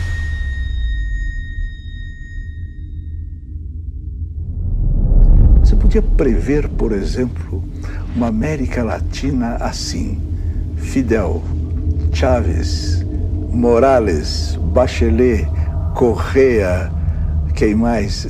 Todos de esquerda na América do Sul. Você podia prever que isso ia acontecer? Prever não, mas nós já lutávamos por isso e já trabalhávamos por isso, inclusive porque nós criamos o Fórum de São Paulo, que lutava para isso. Depois criamos ainda o Grupo de Marbella, que é o nome da cidade, do hotel onde nós fomos no Chile, que se reuniu. Todos depois foram eleitos presidente da República. Todos foram. Todos. O Ciro Gomes, que participava, e o Galtemo Cárdenas ainda não foram, mas o Fox foi, o Lagos foi, o Tabaré Basque foi, certo? O Della Rui foi, o Lula foi, então você vê que não o Chaves e o Evo Morales. Tabaré quis, tá, ok.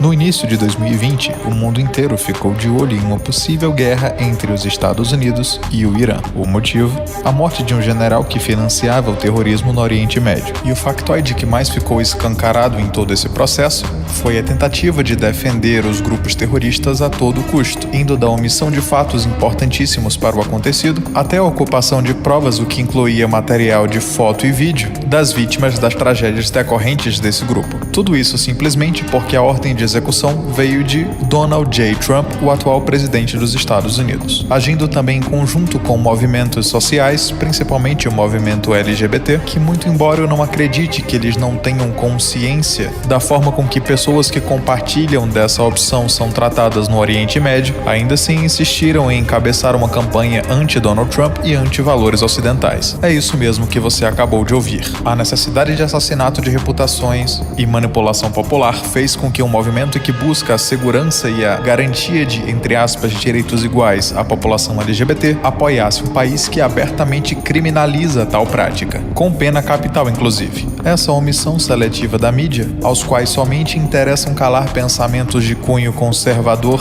chegou a níveis tão absurdos que praticamente ignoraram o abate de um avião comercial que deixou 170 vítimas inocentes praticamente no esquecimento. É o mesmo responsável por impor narrativas que transformam pequenos acontecimentos em verdadeiras tragédias inomináveis. Ou seja, contanto que o que seja informado seja anti-americanista, a mídia sempre buscará um espaço e uma divulgação adequada.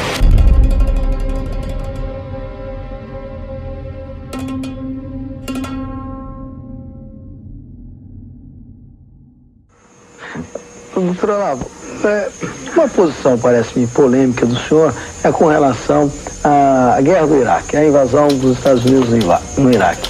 Como é que o senhor vê esse momento histórico mundial? Bom, não é uma questão de opinião, mas primeiro quais são as informações que as pessoas têm. Tudo o que se publica no Brasil sai. Qual é a fonte? New York Times, CNN, CBS. Você tem a fonte do Partido Democrata. Então você só vê esse lado. Então não dá para você julgar. Mas acontece que nos Estados Unidos, onde o Partido Democrata domina 50% da mídia, aqui domina 100%.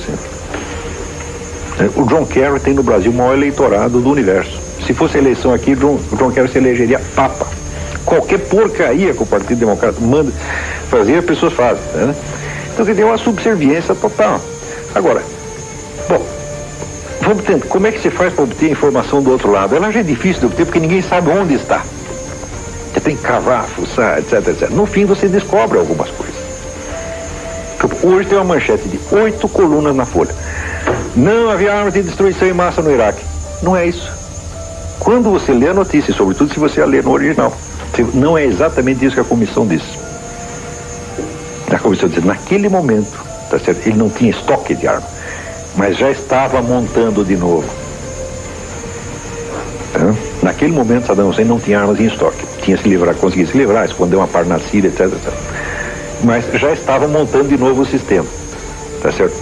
Isto quer dizer, a conclusão da comissão mostra claramente que as inspeções da ONU não estavam funcionando. O Saddam Hussein estava à vontade fazendo o que queria. Ademais, tá certo? O sujeito matou 300 mil prisioneiros políticos, pô. Quer dizer, isso está na base de 30 pessoas por dia, durante o tempo que ficou no poder. E esse tempo todo que o pessoal da ONU ficou blá, blá, blá, blá, blá, blá, blá, blá, blá. Durante o tempo da discussão, o Saddam Hussein matou mais gente em tempo de paz no seu próprio país do que a guerra matou até agora. É você fazer a conta do benefício, do mal maior, mal menor. Ademais, outra coisa. Anteontem, aparece o presidente da Síria, o tal do Assad, dizendo, peraí, nós aqui estamos mudando de ideia, queremos fazer a paz com Israel, é melhor a gente conversar, etc, etc. O Gaddafi também, nós queremos tudo paz, tá? Você pode dizer que a invasão do Iraque não serviu para nada? Não, mudou todo o eixo estratégico do Oriente Médio. No começo da guerra, eu era contra, porque eu achava, mas por que o Iraque? Se tem mais coisa aqui e ali, também achava, todas essas coisas que o pessoal diz, também achava. Quando começaram a abrir as sepulturas de prisioneiro político, começou a aparecer gente, eu falei, mas é claro que tinha que invadir. Não se pode deixar um sujeito continuar fazendo isso. E esse pessoal da ONU faz o quê? Ora, toda essa turma da ONU, estavam todos os caras que faziam oposição à guerra, França, Alemanha, Rússia, etc., estavam todos ganhando muito dinheiro com o petróleo de Saddam Hussein. Só a França tinha o controle de 25% do petróleo do Iraque. Quando acabou essa mamata, o que diz? Os americanos entraram lá por causa de petróleo. Falaram, e você estava lá por causa do quê? Só que é o seguinte, você fazia 10 ou 15 anos está ganhando dinheiro do petróleo lá. O que você está acusando o americano é uma coisa que você acha que eles ainda vão fazer no futuro. Não fizeram ainda. Só que você já fez. Quer dizer, por que o crime futuro hipotético do americano, né, o malefício hipotético futuro que o americano vai fazer, é pior do que aquele que o francês e o alemão já estão fazendo lá há tanto tempo e que a ONU fez também.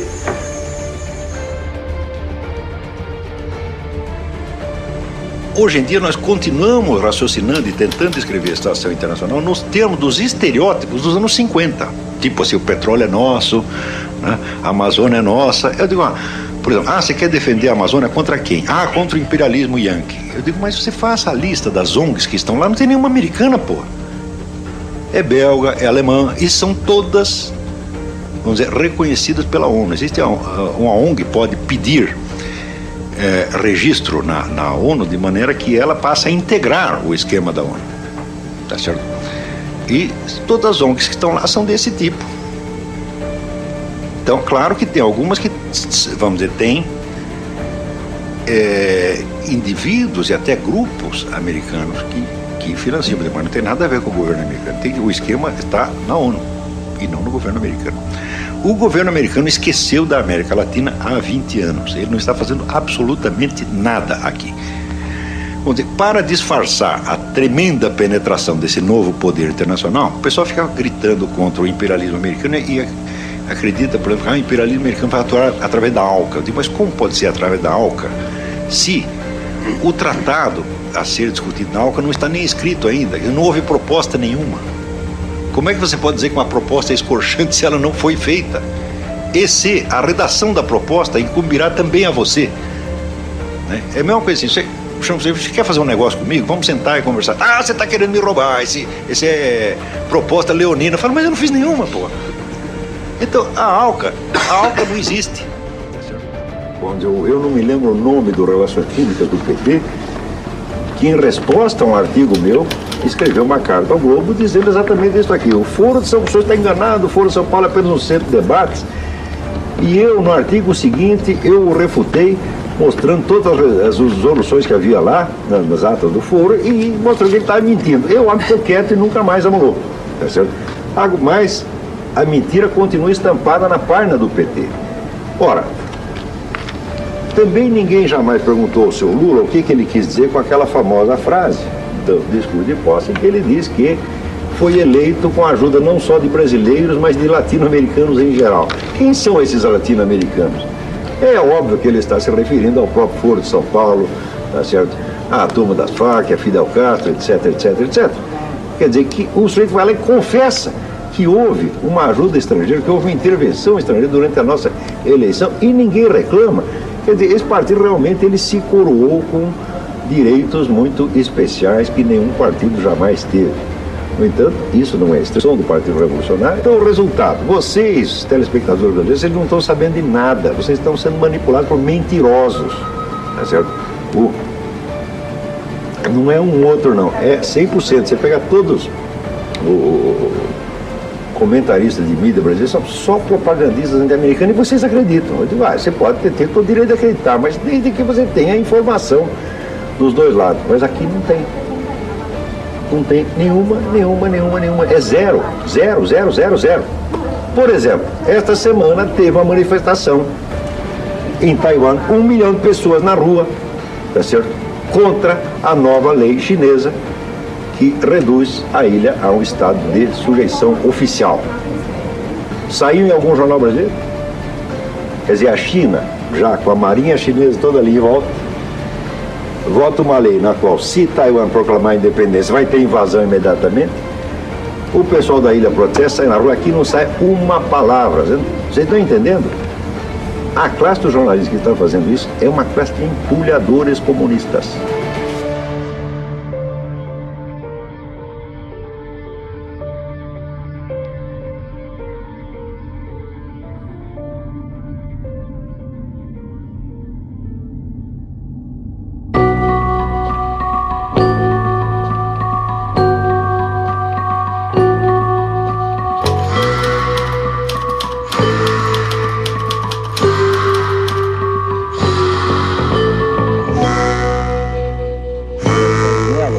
Pergunta, ele é de Tu, ele está dizendo o seguinte, que no seu site tem um artigo e também de colaboradores defendendo o hábito de fumar em público. Se o senhor defende realmente esse hábito, o que tem a dizer aos que não fumam, que são obrigados a respirar a fumaça dos fumantes? Fumaça que você respira não faz mal nenhum. Esse negócio de fumo passivo, isso é uma fraude monstruosa. Aliás, as estatísticas sobre morte de fumantes também são fraudulentas, porque nos Estados Unidos a Organização Mundial de Saúde morre 400 mil americanos por ano fumantes. De fato morrem. Vai ver a idade em que eles morrem.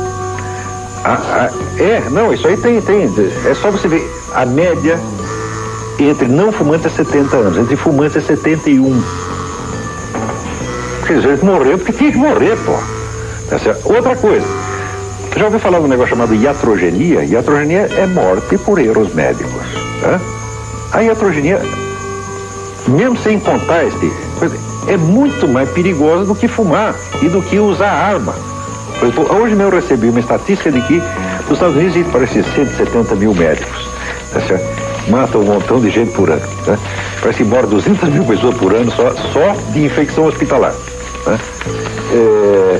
E existem 8 milhões de proprietários de armas. Quantas pessoas moram com arma de tiro nos Estados Unidos por ano? 1.500. Então, quer dizer, 170 mil médicos matam 200 mil pessoas por ano. 8 milhões de proprietários de armas matam 1.500. O que é mais perigoso? A arma, a prática médica. Isso acontece, que hoje em dia eles querem que o médico não seja apenas um profissional para cuidar da sua saúde. Eles querem que o médico tenha autoridade sobre você, seja uma autoridade governamental que diz o que você pode comer, o que não pode. Quer dizer, é isso que se chama medicalização da sociedade. Isso é uma política calhorda, tá certo? Seguida pela Organização Mundial da Saúde, que é um órgão do governo mundial, um órgão da nova ordem mundial, tá certo? E é um instrumento de poder, no fim das contas, quer dizer, deixar todo mundo assustado. Meu filho, você não pode fumar que você vai morrer, você não pode comer açúcar que você vai morrer, você não pode comer que você vai morrer. E deixa todo mundo fragilizado. As pessoas hoje têm tanto medo de ficar doente, tanto medo de perder a sua saúde, que virou um bando de covardes. Eu digo, nada disso faz bem à saúde, meu filho. O que faz bem à saúde é confiança, é coragem, tá certo? Sem isto, o seu cérebro não funciona. Então, agora, estão ensinando as pessoas a ficar cada vez mais covarde, tem que cuidar de si, tomar conta, tomar cuidado com isso, tomar cuidado com aquilo. Cuidado, você tem que escovar o dente, cuidado, você tem que ir 10 vezes por ano no dentista. Se não fizer bem pra você, vai fazer bem pra ele. E assim por diante. Que besteira é essa, pô? Nós estamos entrando numa cultura da fragilidade. A cultura feita para fazer sub-homens, pessoas frágeis, acovardadas, medrosas, incapazes, e que você puxa um cigarro aqui, acende, o sujeito a 50 metros de distância já começa a tossir. Ele tosse, o fumante não. Uma mulher foi detida após reagir a uma abordagem por descumprimento do decreto municipal de quarentena em Araraquara, no interior de São Paulo. Não resiste. Para quem está nos acompanhando pelo rádio, ela está sendo detida, ela está sendo arrastada por oficiais aí de segurança, me parece até GCM, guarda municipal, né? Então ela está dizendo que ela não está conseguindo respirar, ela está sendo algemada, está no chão. Não resiste, não morda. E a autoridade de saúde diz assim: não resista, não resista. Na tela cheia aqui da Band, de um cidadão que teve o comércio dele fechado, porque, é claro, Teresina, como tantas outras cidades do Brasil, está passando por um período de quarentena e não é permitida a abertura do comércio. Mas veja o desespero desse rapaz. Esse rapaz que tem que trabalhar, está impossibilitado e vê as contas chegarem e se torna impossibilitado também de pagar as contas e muitas das vezes levar dinheiro para dentro de casa. Usando um golpe conhecido de mata-leão, o guarda aperta o pescoço do empresário. São mais de 6 guardas municipais que tentam algemar o comerciante. Nós sentados ali fora, eles chegaram com o fiscal e invadiram, chegaram já foram invadindo. E ali nós não só temos a firma, nós temos a nossa residência. Essa câmera de segurança do Lava Jato mostra o momento exato em que a fiscalização chega. Adriano estava sentado do lado de fora do comércio e, pela imagem do circuito de segurança, não tinha nenhum carro sendo lavado. Agora, ô Tortoriello, em período de isolamento, quarentena, teve gente que quis pular no mar aí, ou chegou a pular no mar para nadar e acabou sofrendo algumas consequências, na verdade. Pois não, muito bom dia a você. Isso foi na praia de Copacabana, ontem, durante o feriado. A mulher do ex-nadador da seleção brasileira, Luiz Lima, que é deputado federal pelo PSL, Milene Pomini, estava nadando na praia junto com a filha. A polícia pediu para que elas saíssem, só que elas não saíram, então esperou até que elas terminassem de nadar e conduziu as duas, mas a filha tem 14 anos, mais o filho do casal, que é menor de idade, que estava com uma amiga também na praia. Eles foram levados para a delegacia e autuados por infração de medida sanitária, porque aqui no Rio de Janeiro, o decreto do governo estadual proíbe o uso das praias.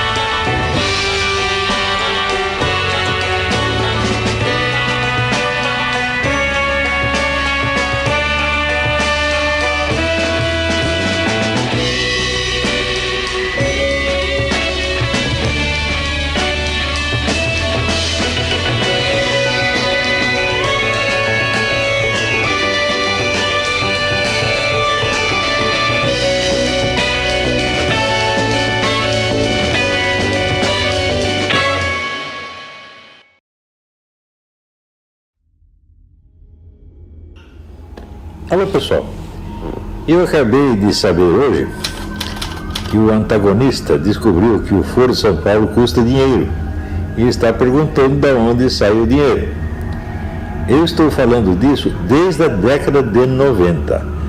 O Foro de São Paulo é a maior organização política que já existiu no continente latino-americano. Eu acho que nem nos Estados Unidos há uma organização que reúna 200 partidos políticos e mais quadrilhas de narcotraficantes, sequestradores, etc, etc. É um negócio monstruoso. E eu estou levantando esse problema desde a década de 90 para jornalistas e para um público de militares. Na época, os militares reconheceram até algum mérito que eu estava fazendo, até me deram a medalha do pacificador por isto. Mas os militares que vieram depois Eles não ligam, não. Até o general Mourão, ele se gaba de não prestar atenção no que eu digo, como se fosse uma prova de superioridade. Eu nem ligo para esse cara, não ouço o que ele fala.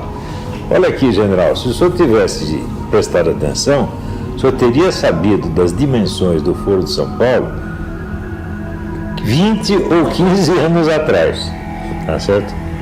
E o senhor poderia ter fomentado alguma ação das Forças Armadas para acabar com esse negócio antes que o Foro de São Paulo completasse o seu roubo de 1 trilhão de reais. Veja o ponto que a coisa chegou. Eu já naquela época explicava o seguinte, que a ascensão do PT não teria características evidentes, vamos dizer, visíveis, de um partido socialista no poder, porque a função do PT no poder era fornecer dinheiro para o movimento comunista no restante da América Latina. Eu já dizia isso desde a década de 90, por análise que eu fiz, estava muito claro que o negócio seria esse. Quando o Lula ganhou um prêmio do Fórum de Davos por sua adesão ao capitalismo, e na mesma semana um prêmio do Foro de São Paulo pela sua fidelidade ao comunismo, estava tudo explicado nesse ponto. Ele era, quer dizer, pró-capitalista para dentro e comunista para fora, chegando por isso a fazer aquilo que as Farc reconheceram e homenagearam por isso, salvar o movimento comunista na América Latina. Foi isso que ele fez com o dinheiro do Brasil.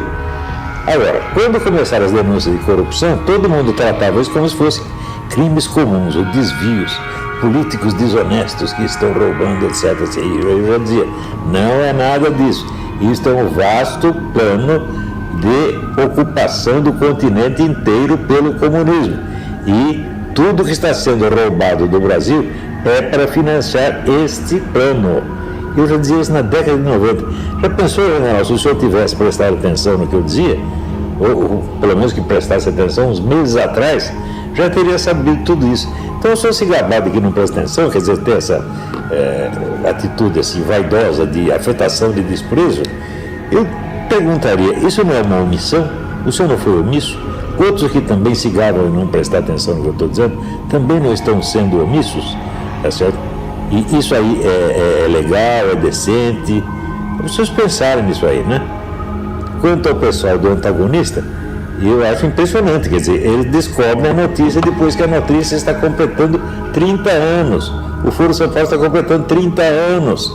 Eu me lembro que logo no comecinho do Foro São Paulo, o meu falecido amigo José Carlos Graça Wagner reuniu tantos documentos a respeito que ele tinha um quarto inteiro na casa dele lotado desses documentos, dos quais eu tive acesso a uma parte ínfima. Mas essa parte ínfima já foi suficiente para eu entender a dimensão da coisa e prever tudo o que o PT ia fazer no poder, inclusive esta obra-prima de corrupção, a maior roubalheira que já houve na história da política mundial. Tudo isso poderia ter sido evitado se os militares e jornalistas que me ouviram na década de 90 e depois nos anos 2000, 2005, 2007, 2013 tivessem acordado, prestado atenção e tomado providência. Agora, esse pessoal todo é o seguinte, vou dizer uma coisa, vocês e os professores universitários de ciência política não têm conhecimento de ciência política, vocês não sabem fazer essas análises, vocês seguem apenas a mídia. É aquele negócio daquele coronel que eu discuti no clube militar, o senhor leu tal livro a respeito, o senhor leu tal outro? Não. Onde o senhor se informa? Eu leio o jornal. Ler jornal é modo de informação assim, de empregada doméstica, meu filho, né? de caixeiro de supermercado, não de profissionais da segurança, não de profissionais da ciência política. Como é que vão aprender isso? E esses jornalistas, então, eles são muito vaidosinhos também. Eles fingem desprezo, tá certo? Há um sujeito que lhes inspira um tremendo complexo de inferioridade. Eles não aguentam isso, então tem que fingir desprezo. É tudo coisa de criança. E eu fico espantado de ver homens de 40, 50, 60 anos ter essas atitudes infantis, ainda que em prejuízo do país. Então aí, general Mourão, o senhor não se gabe de não prestar atenção no que eu estou dizendo, né? Porque isso aí não demonstra muita inteligência da sua parte, tá?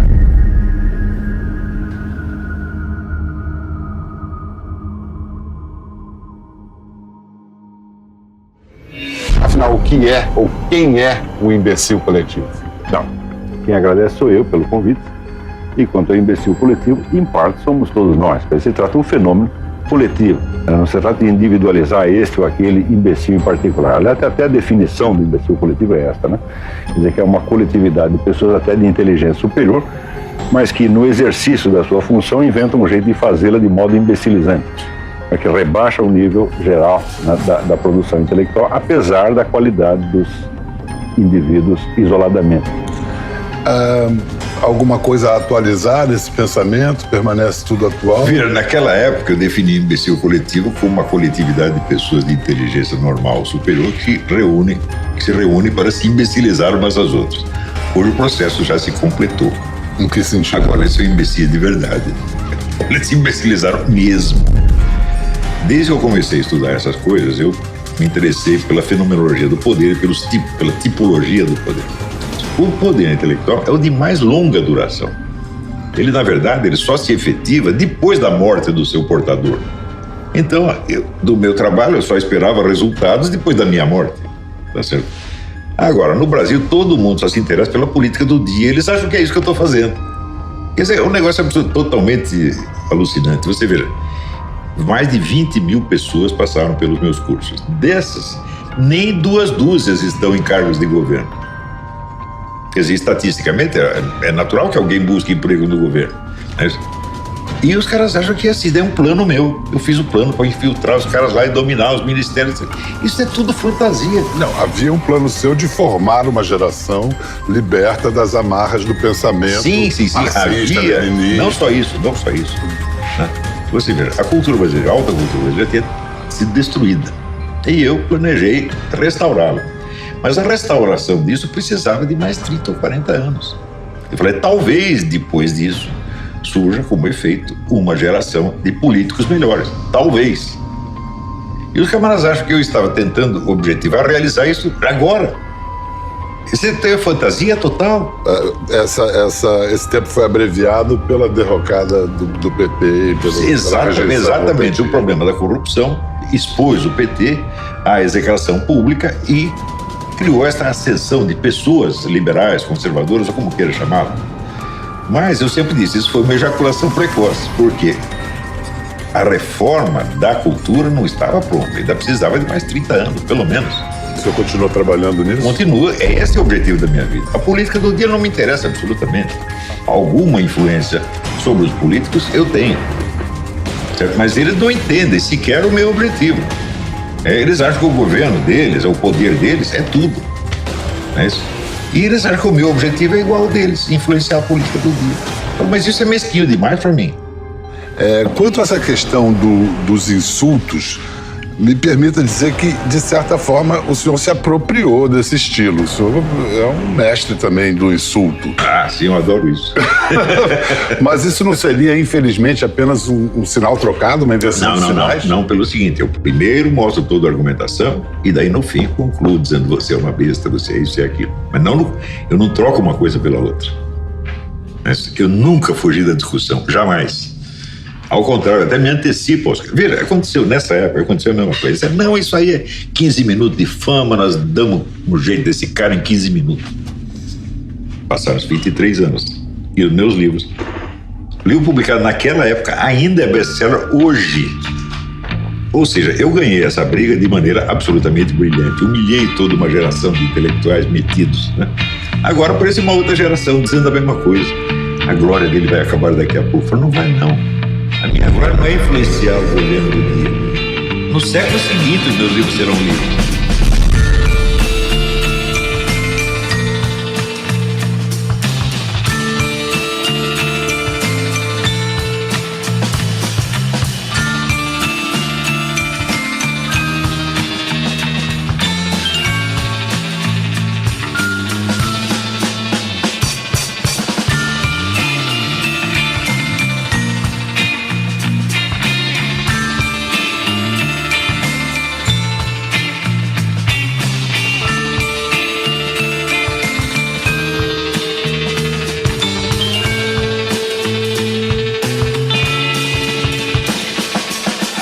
Flávio, você gosta de ser polêmico? Hã? Você tem prazer em ser polêmico? Não, nem um pouco, não estou sendo polêmico, eu estou dizendo as coisas do jeito que eu vi, eu gosto de sinceridade. Veja, eu comecei a publicar livro, eu tinha 45 anos. Por que não publiquei antes? Para ter a certeza de que eu não precisava do apoio do público.